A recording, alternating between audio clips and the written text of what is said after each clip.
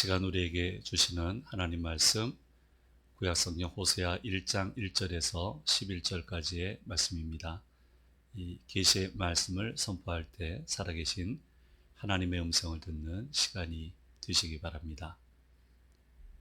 우시아와 요담과 아하스와 히스기야가 이어 유다 왕이 된 시대, 곧 요아스의 아들 여로보암이 이스라엘 왕이 된 시대에 부에리의 아들 호세아에게 임한 여호와의 말씀이라. 여호와께서 처음 호세아에게 말씀하실 때 여호와께서 호세아에게 이르시되, 너는 가서 음란한 여자를 맞이하여 음란한 자식들을 낳으라. 이 나라가 여호와를 떠나 크게 음란함이니라 하시니, 이에 그가 가서 디블라임의 딸 고멜을 맞이하였더니 고멜이 임신하여 아들을 낳음에, 여호와께서 호세아에게 이르시되 그의 이름을 이스르엘이라 하라. 조금 후에 내가 이스라엘의 피를 예후의 집에 갚으며 이스라엘 족속의 나라를 폐할 것임이니라. 그날에 내가 이스라엘 골짜기에서 이스라엘의 활을 꺾으리라 하시니라. 고멜이 또 임신하여 딸을 낳음에 여호와께서 호세아에게 이르시되 그의 이름을 로루하마라 하라. 내가 다시는 이스라엘 족속을 긍휼히 여겨서 용서하지 않을 것임이라. 그러나 내가 유다 족속을 긍휼히 여겨 그들의 하나님 여호와로 구원하겠고, 활과 칼이나 전쟁이나 말과 마병으로 구원하지 아니하리라 하시니라. 고멜이 로루하마를 젖된 후에 또 임신하여 아들을 낳음에 여호와께서 이르시되 그의 이름을 로암미라 하라. 너희는 내 백성이 아니요 나는 너희 하나님이 되지 아니할 것임이니라.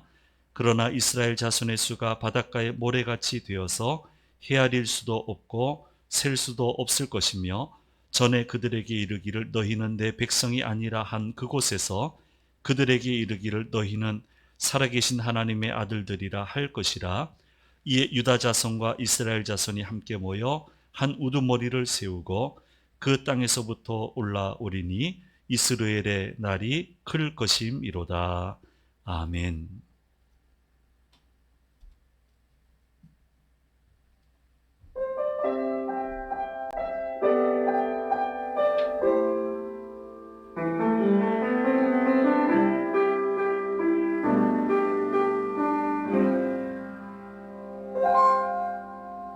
내가 누려왔던 모든 것들이, 내가 지나왔던 모든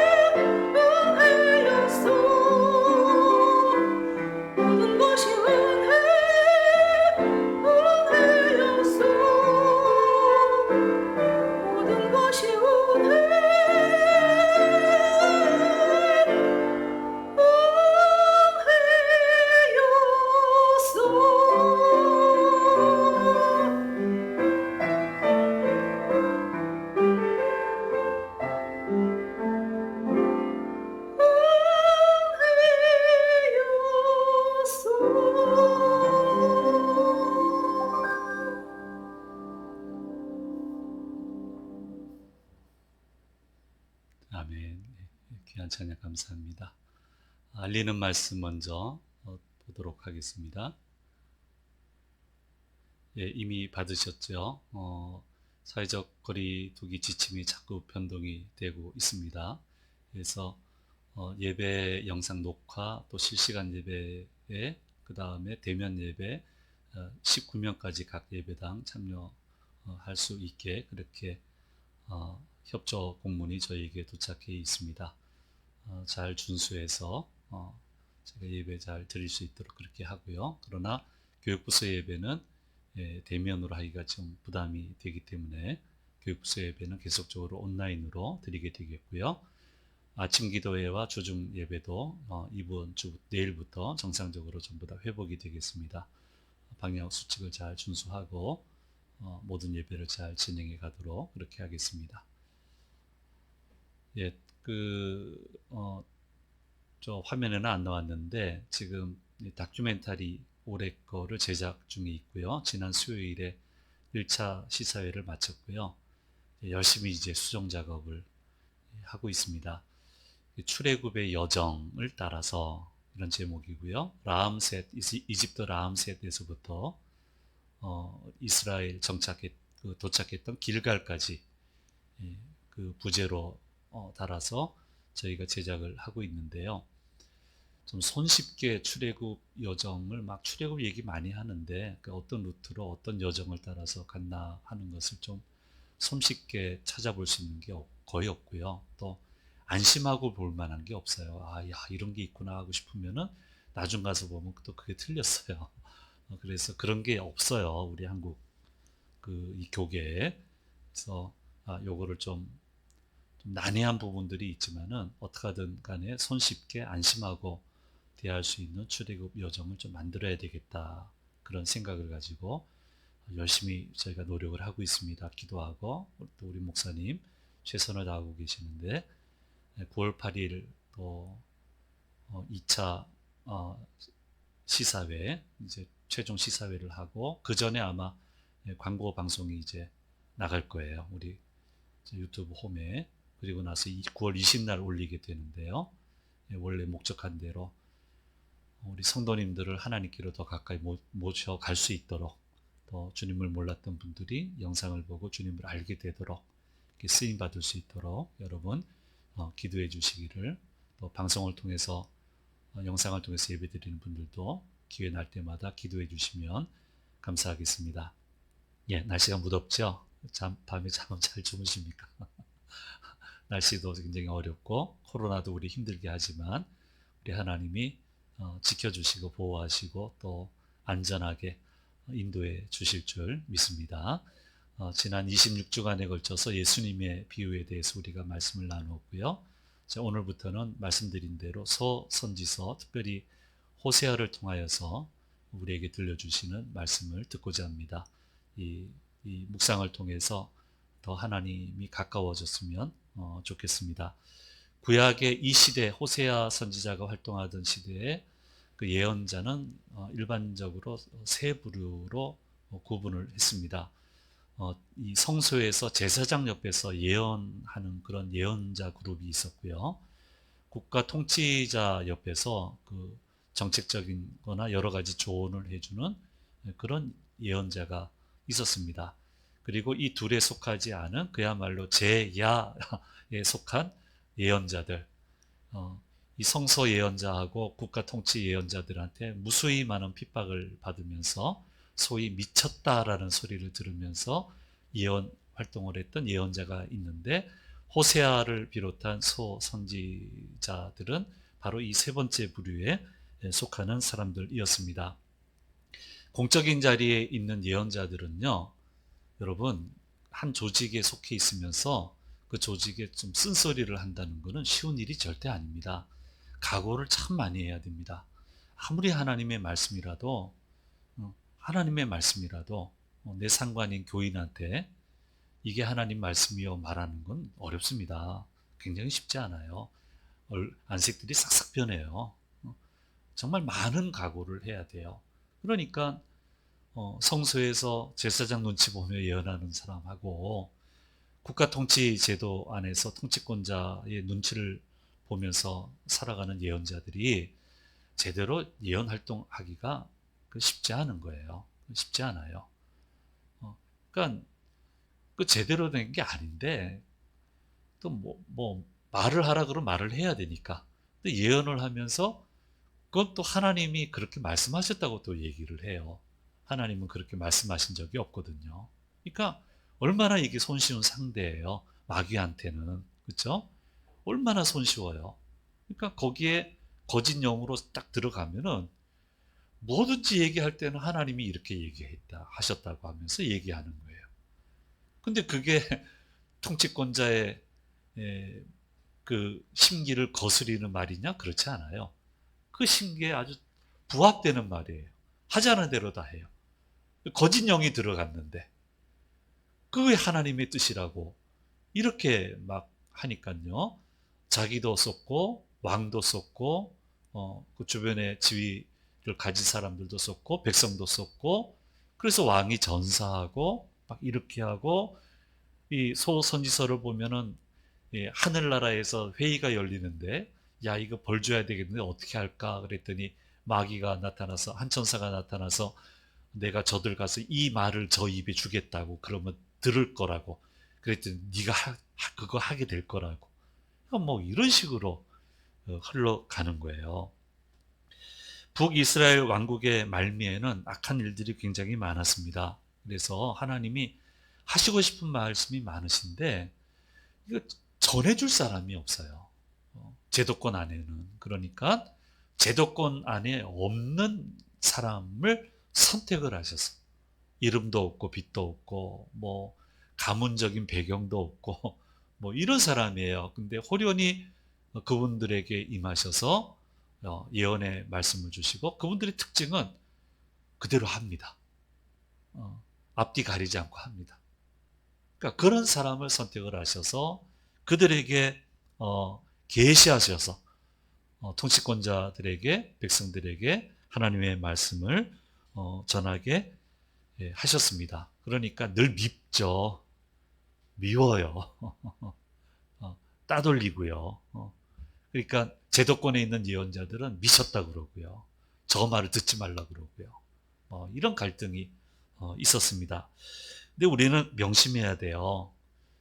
하나님의 말씀을 늘 정확하게 들을 수 있도록 우리는 늘 조심해야 됩니다. 이런 환경에서는 안 되고 이런 상황에서는 이렇게 하면 안 된다라고 막 우리 교육을 받아요. 교육이 짓눌리다 보니까 못해요. 안 해야 되는 줄 알고. 그러니까 하나님이 역사하실 수가 없어요. 무엇보다도 하나님 말씀이 우선인데 반대하는데 성경에 이렇게 얘기하셨습니다. 이게 주의 말씀입니다. 그러면 이거 아닌 것 같은데 성경이 그렇게 얘기하시니 할 수 없죠 하는 교회가 부흥해요.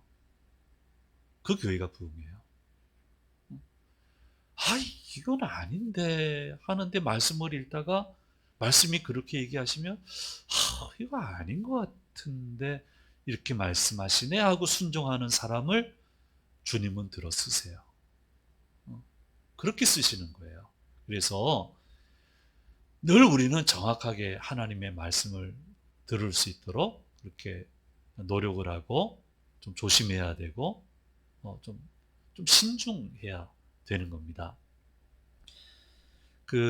제가 상담을 이제 공부를 했고요. 자격증도 여러 개 가지고 있습니다만은 우리 기독교 상담에서 목회 상담이라고 그래요. 목회 상담에서 가르쳤던 저 배운 거예요. 깊은 좀 공개하기 어려운 상담하러 온 분들 얘기는 듣지 말라고. 왜냐하면은 하고 나면은 자기가 부끄러워서 교회를 떠난다고. 그러니까 그럴 때는 스톱하고 하나님과 만나게 해주라고. 저 그렇게 배웠어요. 또 그게 또 맞다고 생각을 하고요. 그러니까 도와드리긴 해야 되는데 가급적 안 들으려고. 자, 여기부터는 예민한 것 같은데 예민한 거 하나님하고 만나셔서 얘기하시는 게 좋겠다고. 시간을 따로 드리겠다고. 저도 그렇게 했단 말이에요. 이게 당연한 공식인 줄 알았어요. 그런데 아마 하나님 보실 때는 이분들이 치유가 안 됐던 것 같아요. 그러니까 제도권 안에 있는 사람들은 전부 다 이렇게 배웠고 이렇게 실천을 했어요. 그러니까 이 제도권 안에 없는 한 용감한 사람을 세우셔서 그 사람을 세워서 키우셔서 교회를 교회를 섬기게 하셨는데 그 교회는 이걸로 특화된 교회예요. 다 얘기해요. 공개적으로 간증해요. 말하면 안 되는 은밀한 내용인데, 그래서 너무너무 신기한 거예요. 그렇게 부흥을 해요. 그러니까 하나님 볼 때는 이 사람들이 치유받을 데가 없었다 생각하신 것 같아요. 그러니까 이 교회 특징은 건강해요. 뒤에 가서 수군대지 않아요. 말 퍼뜨리지 않아요. 말 자랑스럽게 얘기해요. 아무개 집사님은 이랬다더라. 하나님이 이렇게 하셨다더라. 이래가지고 서로 치유가 되고 상처가 치유가 되고 또 공개하니까 따뜻하게 맞이해주고 하니까 이게 어마어마한 치유의 역사가 일어나는 거예요. 그래서 우리가 배웠던 게 정답이 아니었구나. 하나님은 이렇게도 하시는구나 라고 하는 것을 생각을 해보게 됩니다. 그래서 하나님의 말씀을 잘 듣는 은혜가 필요합니다. 우리 늘 기도해야 돼요. 말씀을 잘 듣게 해 주옵소서. 잘 들리게 해 주옵소서. 깨달은 말씀을 잘 수용하도록 인도해 주시옵소서. 그래서 교회 지도자신데 투덜투덜 돼요. 저한테 와. 저는 아무 상관이 없으니까 그 교회하고. 저한테 말하면 안전하니까. 투덜투덜 돼요. 분명히 아닌데 성경이 그렇다니까 꼼짝 못하겠다고. 할 말이 없다고. 그래서 아이고 장로님 복되십니다. 그게 복되신 겁니다. 그게 하나님이 그래서 장로님한테 은혜 주시잖아요. 그렇게 말씀드린 기억이 있고요. 지금도 70 넘으셨는데 아주 활발하게 정정하게 하나님께 쓰임받고 있어요. 그러니까 말씀이 잘 들려야 된단 말이에요. 이 당시의 성경적 예언은 일단은 보여주시는 것을 보는 거예요. 그 다음에 들려주시는 음성을 들려주셔요. 보여주시고 들려주셔요. 그러니까 이거는 반지성적인 게 아니에요. 이성을 잃어버리지 않아요. 성경적인 예언은 정말 논리적이고 합리적이고 이성적이에요. 그러니까 성령의 사람이 되면 정신을 잃어버리는 막 가늠하기 어려운 사람이 되는 게 아니고 가늠하기 쉬운 사람. 성령의 사람이 되면은 그 사람의 행동은 성경을 보면 답이 나와요. 얼마든지 가늠할 수가 있어요.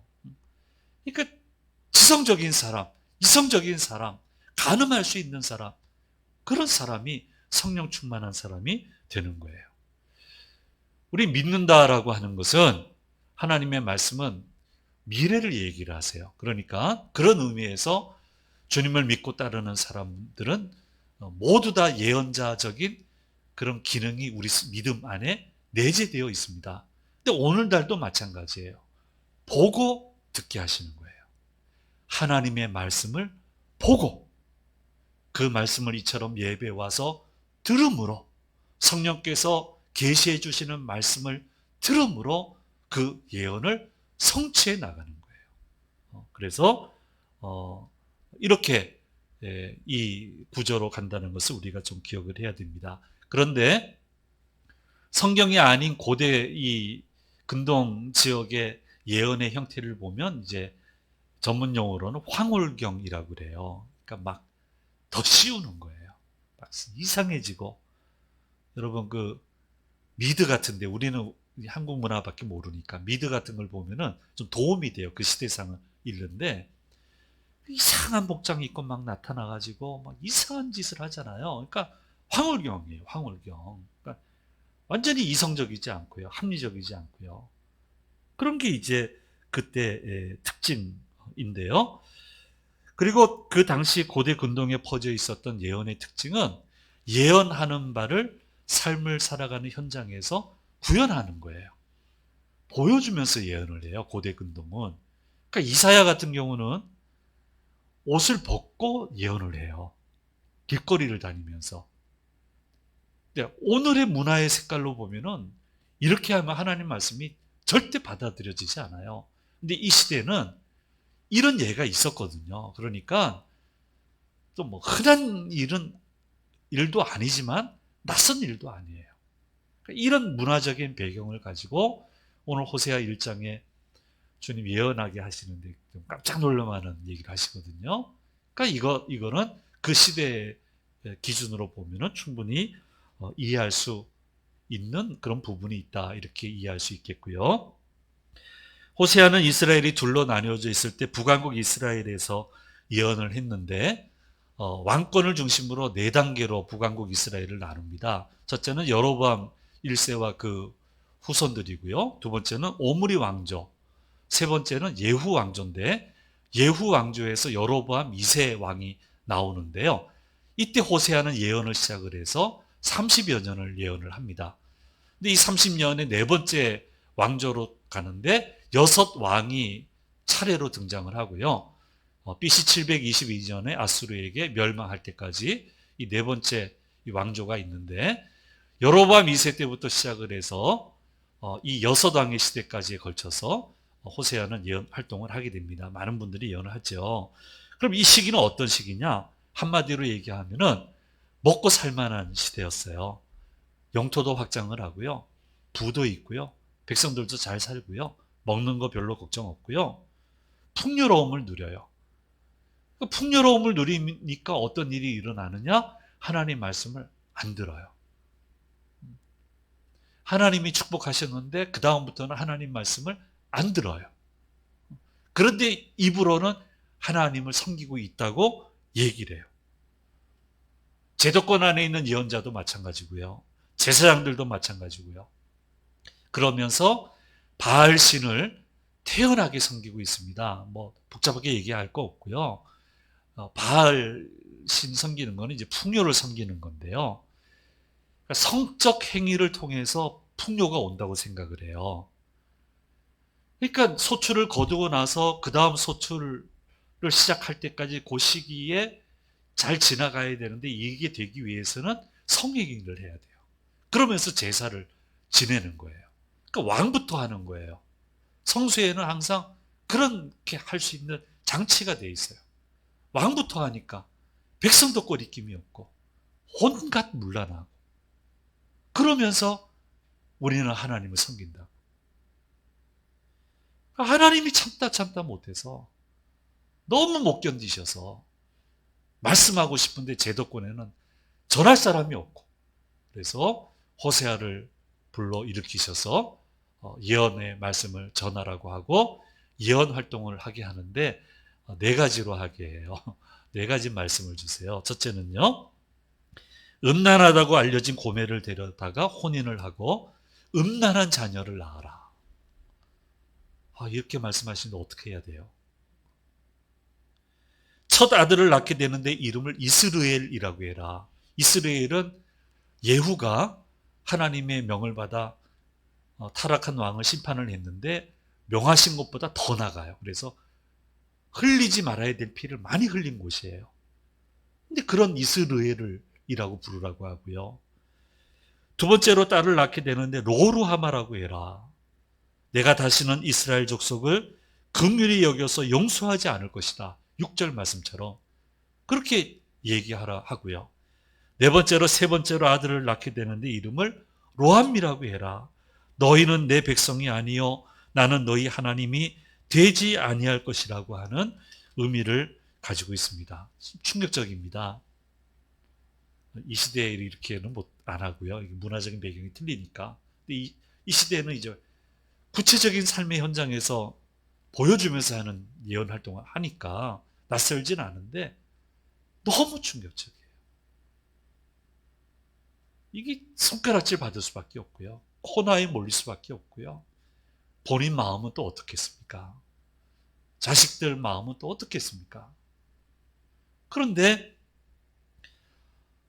호세아는 아주 담담하게 이 모든 말씀을 준행을 합니다. 말씀대로 합니다. 음란한 여인을 데려와서 혼인하고 새 아이를 낳고 이름을 짓습니다. 그대로 합니다.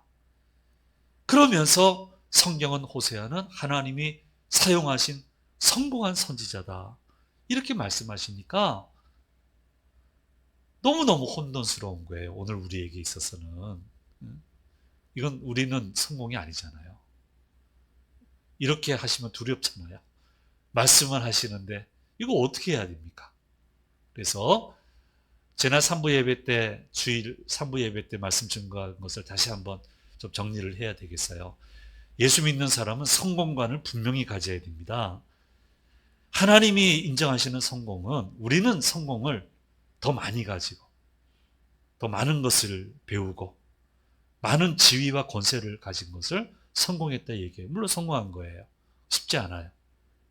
그런데 주님은 그것을 성공으로 얘기하는 게 아니고 착하고 충성된 종이 되는 것을 성공한 사람이다.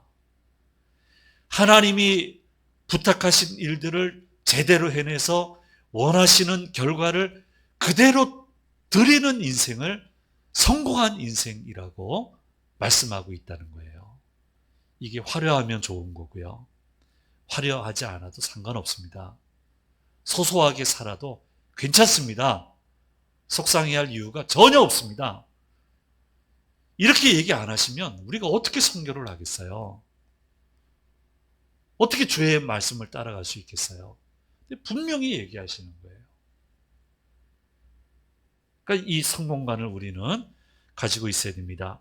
마태복음 25장 21절 말씀에 말씀하고 있습니다. 같이 읽겠습니다. 그 주인이 이르되 잘하였도다 착하고 충성된 종아, 내가 적은 일에 충성하였음에 내가 많은 것을 내게 맡기리니 내 주인의 즐거움에 참여할지어다 하고.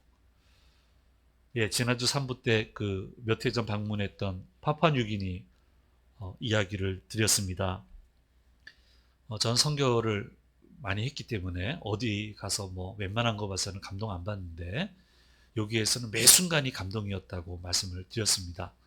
그 선교사님들도 있고요. 근데 이제 선교사 중에 평신도 선교사님 중에 조종사 선교사님이 계셨어요. 여러분 보신 위에 왼쪽에 가운데 한 분이 외국인이죠. 저분이 조종사예요.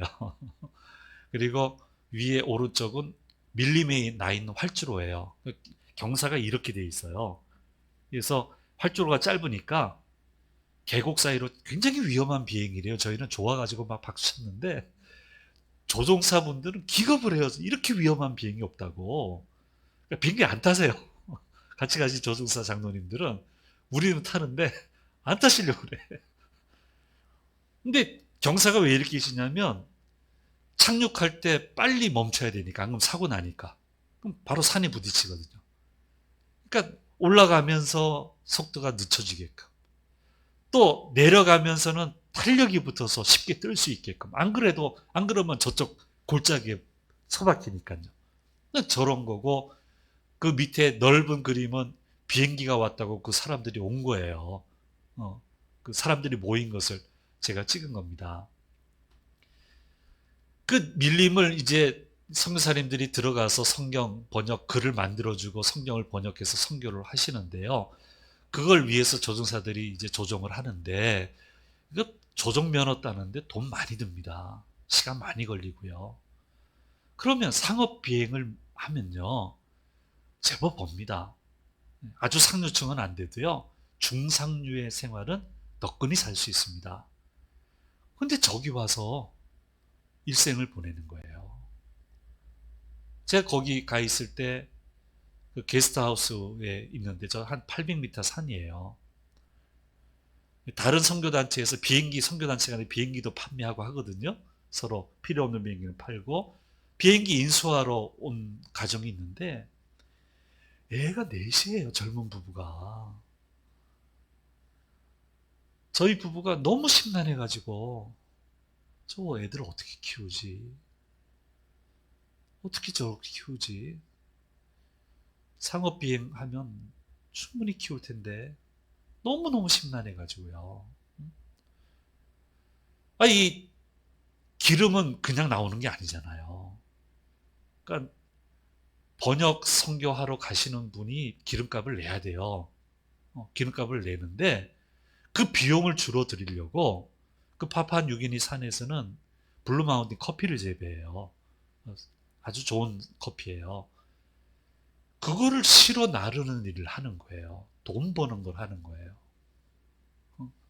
그 마을에 내려서 조종사가 커피 실어주고 커피 내리고 무게 재고요. 여러분 이거 뭐 할 수 있지 생각하시는데 안 합니다. 조종사분들. 저는 기겁을 했습니다. 조종사분이 이런 일을 할 수 있다는 생각을 저는 해본 적이 없어요. 너무너무 감동이 되고요. 앞에서 못 울고 뒤돌아서서 눈물 닦아내고요. 저러고 한 인생을 보내는 거예요. 일생을 보내는 거예요. 그럼 뭐예요, 인생이? 뭐 하다 보낸 거예요? 근데 그분은 저보다 큰 분이에요. 저보다 성공한 분이에요. 제가 목사고 그분은 평신도지만 제가 헌신한다고 했지만 그분만큼 했나 생각해 보면 말 못하겠어요. 그분은 성공한 분이에요. 주께서 얘기하신 성공의 가치관을 우리는 분명히 알아야 됩니다. 예, 많이 올라가십시오. 더 많이 버십시오. 더 높은 지위를 가지십시오. 간절히 원하고 매일같이 우리 성도님들 위해 기도할 때 그 일을 위해서 간절히 기도합니다. 늘 잘되게 해달라고 기도합니다. 그러나 그게 성공이 아니고 착하고 충성된 종아 칭찬받는 게 성공한 인생이 된다는 거예요. 바로 이것을 오늘 호세아의 이 예언 활동을 보면서 우리는 분명하게 확인해 볼 수 있고요. 다시 한번 우리가 좀 점검하고 가야 될 부분입니다. 두 번째로 호세아의 가정사를 통한 예언 활동을 통해서 우리는 하나님의 애틋하신 사랑의 모습을 발견하게 됩니다.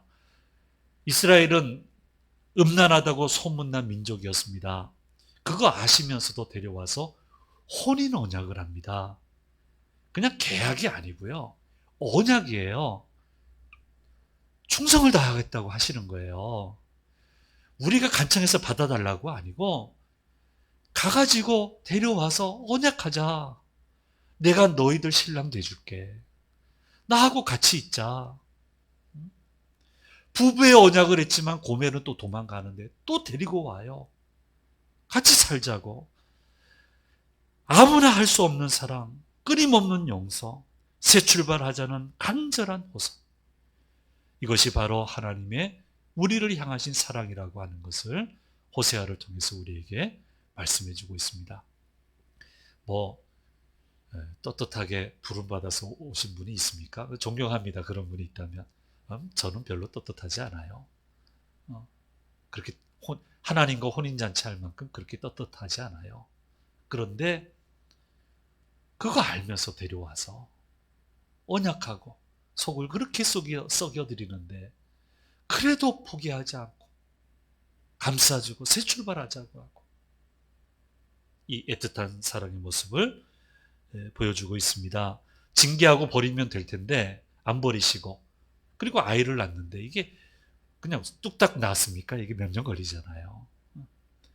그 오랜 시간 동안 끊임없이 돌아오라고 하시면서 새 출발하자고 하시면서 그렇게 하시는 주님의 애틋한 사랑을 호세아 선지자의 활동을 통해서 우리는 발견하게 됩니다. 그래서 로마서 5장 8절은 주님의 사랑에 대해서 이렇게 얘기하고 있습니다. 같이 읽겠습니다.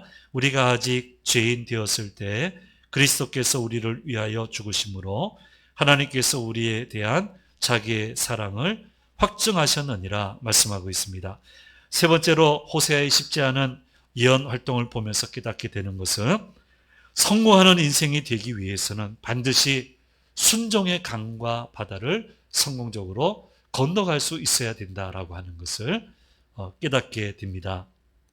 하나님 말씀 따르기로 결심하면서부터 호세아에게 닥친 것은 재앙과도 같은 일들의 연속이었습니다. 그래도 당황하지 않고요. 반발하지 않습니다. 대신 묵묵히 순종의 바다를 차분하게 건너가게 됩니다. 이제 호세아를 묵상하면 알게 되겠지만 그래서 나중에 웃을 수 있는 인생이 되는 것을 보게 됩니다. 우리는 하나님을 믿고 따르면 순종하면 축복이 임한다는 얘기를 들었고 그렇게 생각하고 믿습니다. 맞습니다. 옳습니다. 축복하십니다. 상을 잃지 않습니다. 하나님은 반드시 축복의 자리로 이끄시는 분이십니다. 그러나 그 결론에 다다르는 길은 당혹스러운 경우가 많습니다. 당혹스럽고 재앙처럼 여겨지는 그런 상황이 오더라도 당황하지 말고 침착하게 순종의 바다를 건너가야 되는 겁니다. 저는 천국 가신 하영조 목사님의 일화를 좋아합니다. 목회를 하시면서 기도하시기를 한국 교회를 더 하나님께 가까이 가게 하는데 쓰임받게 해달라고 간절히 기도했는데 주님이 그 기도를 들으셨습니다. 그래서 첫 응답이 뭐냐? 자기 손으로 개척한 교회를 문 닫게 하셨습니다. 문 닫고 나서 너무너무 창피해서 한국에 있을 수가 없어서 영국으로 가셨습니다. 그런데 영국에서 컬러풀한, 그 당시만 해도 우리나라는 컬러풀한 기독교 잡지가 없었습니다. 컬러풀한 기독교 잡지를 만나게 하셨고 성령 운동을 보게 하셨고 그걸 보고 한국에 돌아와서 빛과 소금이라는 그런 컬러풀한 잡지를 만들어내고 또 우리 성령 운동, 찬양과 경배라고 하는 운동을 일으키게 돼서 온 교우들을 하나님께 더 가까이 가도록 그렇게 큰 역할을 하셨습니다. 결국은 축복이었습니다. 그러나 처음 부딪힌 것은 당혹스러운 현실이었습니다. 그래도 그 거친 바다를 묵묵히 잘 건너갔습니다. 눈물로 기도하며 갔습니다. 그랬더니 그분이 생각했던 것보다 훨씬 더 큰 인생을 성공적으로 살아갈 수 있게 되었습니다. 호세아는 바로 이것을 저와 여러분에게 가르쳐 주시고 있습니다. 사랑하는 여러분, 당혹해하지 마십시오. 하나님의 여러분을 향한 사랑은 애틋한 사랑입니다. 모든 것을 내어주시는 사랑이십니다. 잊지 말아야 됩니다. 아무리 거친 바다라도 묵묵히 건너가십시오. 반발하지 마십시오. 당황해하지 마십시오. 마지막 결론은 축복입니다. 착하고 충성된 종이 되십시오. 한 번밖에 없는 인생 성공시키십시오. 성공시켜야 됩니다. 바로 이것을 호세아 1장을 통하여서 저와 여러분에게 말씀해 주고 있습니다. 이렇게 살아가는 주님의 사람이 되기를 간절히 소망합니다. 기도하겠습니다. 은혜로우신 아버지 하나님, 호세아 1장을 통하여 저희에게 들려주시는 말씀을 들었습니다. 묵묵히 주님 축복의 여정 잘 걸어가서 아버지 하나님 애틋한 사랑 붙들고 가서 성공하는 인생이 되는 주님의 자녀들 되도록 인도하여 주옵소서. 늘 말씀을 보고 들어서 승리하는 주의 자녀 되기에 부족함이 없도록 인도해 주시옵소서. 감사드리고 우리 주 예수 그리스도의 이름으로 기도드립니다. 아멘.